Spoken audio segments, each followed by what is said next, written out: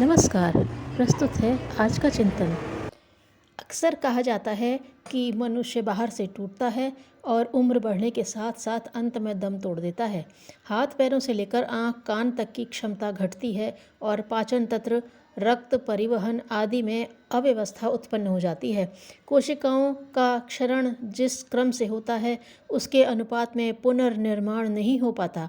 बुढ़ापे की ओर चलते चलते मनुष्य कमज़ोर हो जाता है और आय से अधिक खर्च करने होने के कारण कुछ ही समय में थका हारा सा होकर दम तोड़ देता है। परंतु इसके विपरीत यह देखा गया है कि मनुष्य भीतर से हारता है।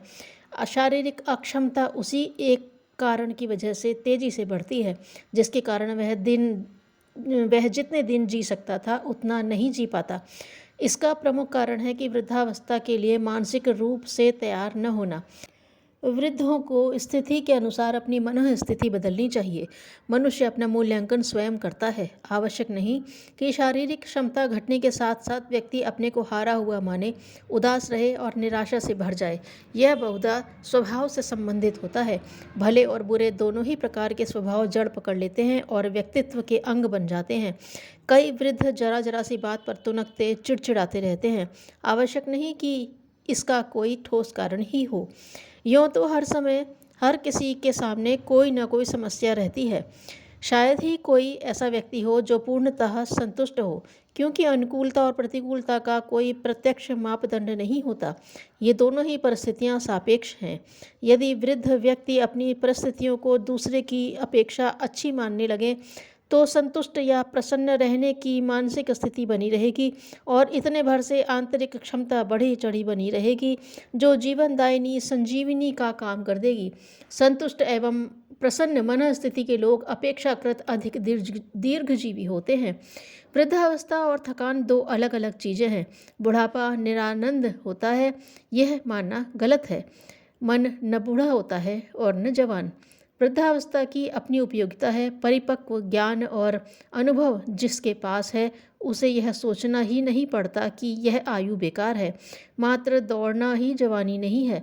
वृद्धावस्था किसी भी प्रकार कम मूल्यवान नहीं है। सिर पर सफ़ेद बाल और चेहरे पर झुर्रियों का होना किसी व्यक्ति का मूल्य घटाता नहीं वरन बढ़ाता है, क्योंकि ऐसे व्यक्ति के पास संकलित अनुभव अन्य अवस्था वालों की तुलना में बहुत अधिक होते हैं। जो व्यक्ति थकान, निराशा और खींच अनुभव करता है वस्तुतः वह बूढ़ा है, भले ही वह आयु की दृष्टि से जवान ही क्यों न हो। इसी प्रकार वह व्यक्ति जवान है जिसमें आशा, उत्साह और हिम्मत मौजूद है, भले ही उसके चेहरे पर बुढ़ापा झलकता है। शरीर की स्थिति को नहीं, मन पर छाई हुई निराशा को दुखदायी मानना चाहिए। हंसने और हंसाने की कला याद हो तो वयोवृद्ध अन्य आयु वालों की तुलना में अधिक प्रसन्न दिखाई पड़ते हैं। हंसने के लिए ढेरों कारण अपने इर्द गिर्द ही भरे रहते हैं।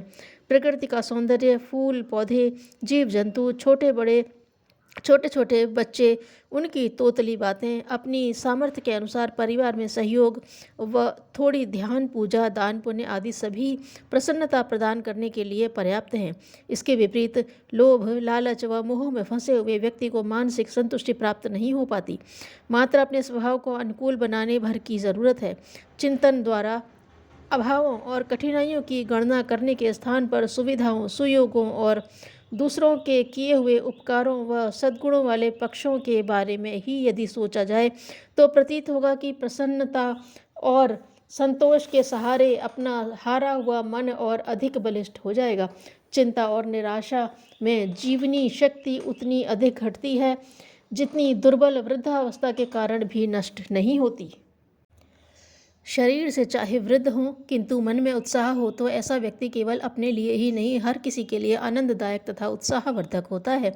जो मनुष्य दीर्घायु को प्राप्त होते हैं वे सर्वथा युवा ही बने रहें या वे अशक्तता और दुर्बलता का सामना न कर रहे हों, ऐसी बात नहीं है। इसका कारण यह है कि वे परिस्थिति के साथ मनः स्थिति का तारतम्य बिठा लेते हैं और इससे उनके जीवन क्रम में कोई अंतर नहीं पड़ता।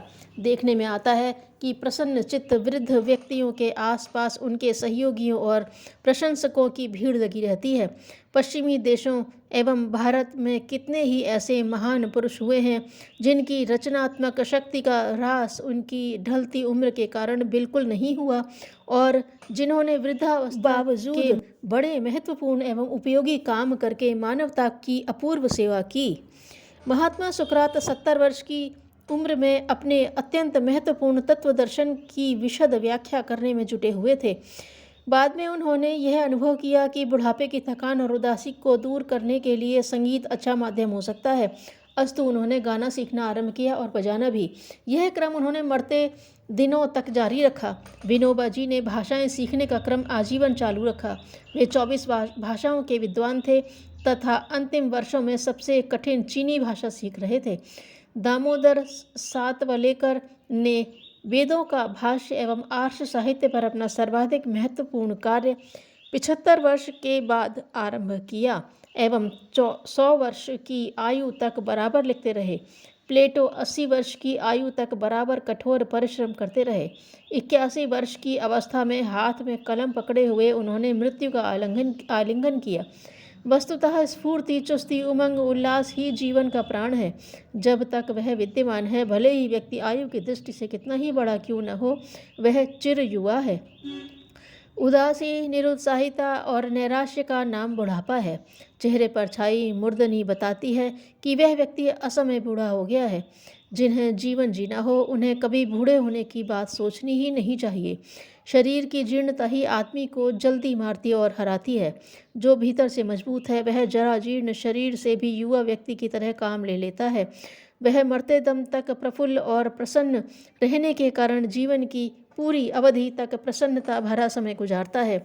इसीलिए कहा भी गया है कि मन के हारे हार है और मन के जीते जीत। फ्रांस का प्रसिद्ध मूर्तिकार ऑगस्टस सेंट गॉडेंस जब पेरिस में मूर्ति कला का विद्यार्थी था, उसके पास एक संभ्रांत महिला अपनी एक मूर्ति बनवाने आई। उसने अपने कलागृह में उसकी मूर्ति बनाना आरंभ किया। जब मूर्ति बन चुकी तो वह महिला उस मूर्ति को देखने आई। उसे वह मूर्ति पसंद नहीं आई। गॉडेंस ने उसे फिर बनाया, फिर भी उसे पसंद नहीं आई। इस प्रकार कितनी ही बार उसकी यह मूर्ति नापसंद कर दी गई। नापसंद किए जाने पर दुगने उत्साह से उसे संवारने में लग जाया करता था। एक दिन उसके मित्र ने उससे उसके इस उत्साह का कारण पूछा तो उसने बताया कि इसी प्रकार तो मेरी कला निखरेगी। इसी उत्साह तथा लगन के परिणाम स्वरूप ही वह प्रसिद्ध मूर्तिकार बन सका था। निरंतर हर पल जो सीखने को, स्वयं को प्रखर बनाने को उद्यत हो, वही विद्या का धनी बनता है, श्रेय सम्मान पाता और श्रेष्ठता के शिखर पर पहुंचता है। चित्त की शुद्धि होने तक भगवान की उपलब्धि नहीं होती। धन्यवाद।